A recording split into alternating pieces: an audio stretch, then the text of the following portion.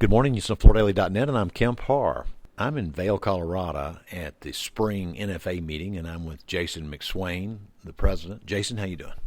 Good, Kemp. It's a privilege to meet together. Yeah, it's good to talk to you. I missed the meeting that you had in Mexico last fall. Had to go to the Neocon show, but it's good to be with the group again. You have two roles. Your day job, you're the president and principal of McSwain Carpets and Floors with 10 stores in Cincinnati. Let's talk about that first. How did you end out the year? Last year was a very fun year, very productive year, and a very tiring year. I think our team was looking for a little gap to recharge, but was very productive. We had some changes in our market, and we were able to step in and capitalize on some of those, so that doesn't happen all the time. But it was a good year for McSwain's in the markets that we serve. I know about some of those changes in your market. You had one of your competitors was bought by another person, and so that always changes the dynamics, doesn't it? It does, and so we'll continue to do our best for our customers that we serve. So, okay, so one quick question before we move to the NFA meeting. Just curious, with the Russian-Ukrainian conflict and the higher fuel prices here, is that impacting what you're seeing as far as the number of consumers and your sales of late to consumers?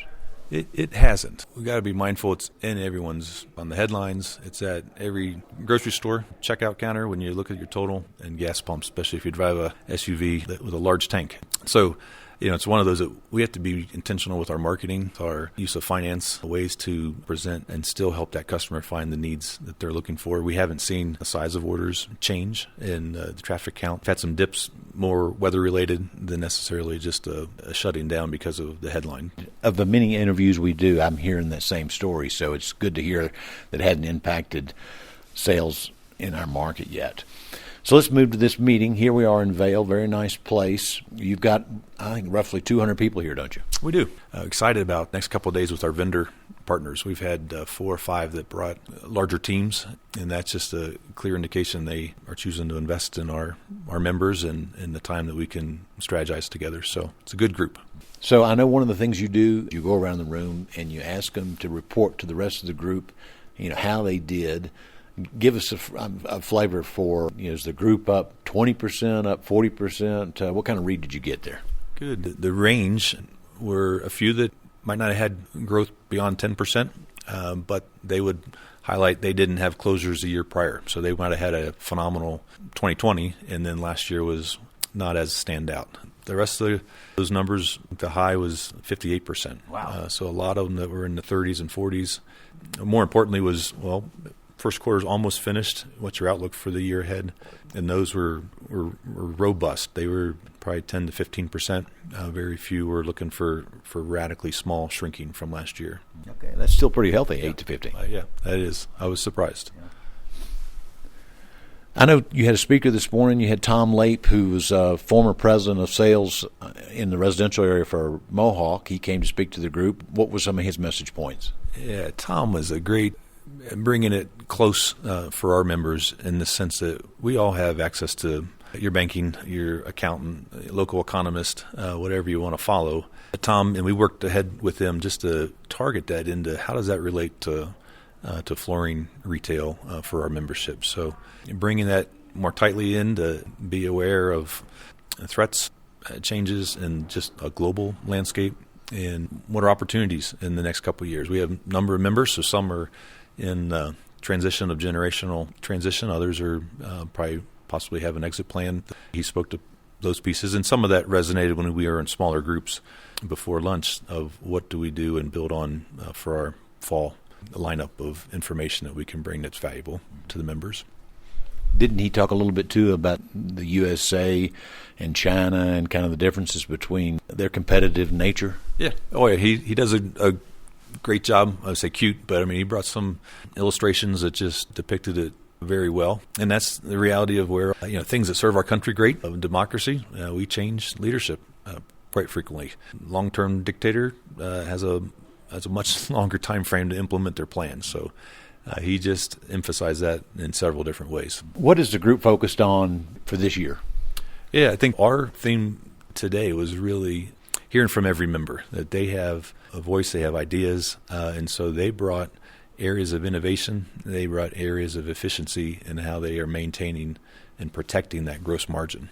So that earlier part, as people were talking about last year growth, many of them moved into more where their margin, if it was up or down, in the urgency. If it was down a point, there was a member that was just driving that is not at all acceptable in what they were doing about that. So that for the whole group to hear and learn, be reinforced was real valuable. I know you have 43 members now. Is one of your goals to grow that number, or are you going to stick with that? The members and our vendors, we're always open. If there's a retailer that would bring a value into the mix, we're welcome to that, and we have a process to evaluate, make sure it's a good fit, and so we'll just continue to pursue any of those that might come our way.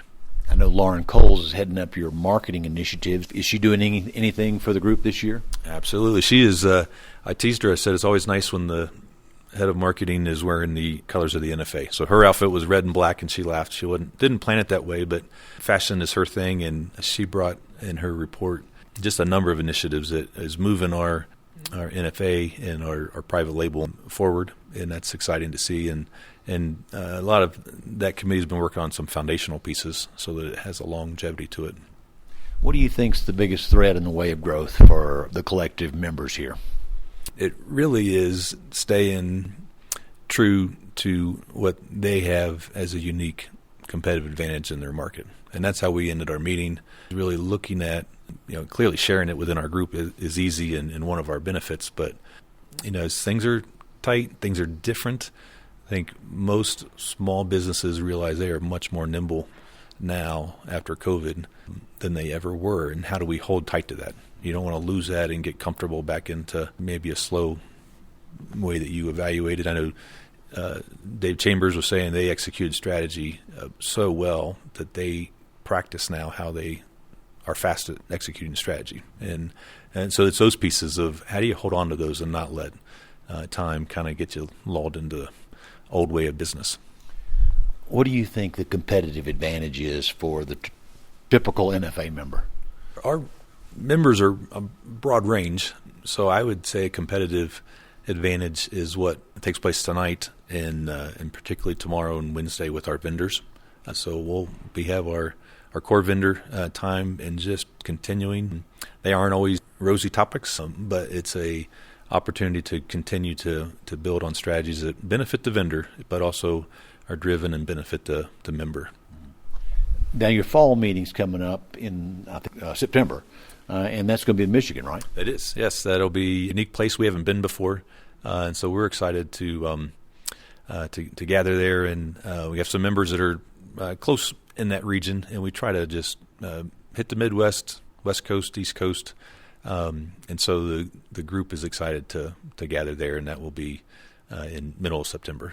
That's the Grand Hotel in Mackinac Island. You have to go by boat, right? Yeah, you do. A little plane and boat and buggy as well. So a little unique place, and our group is the size that works well. Yeah.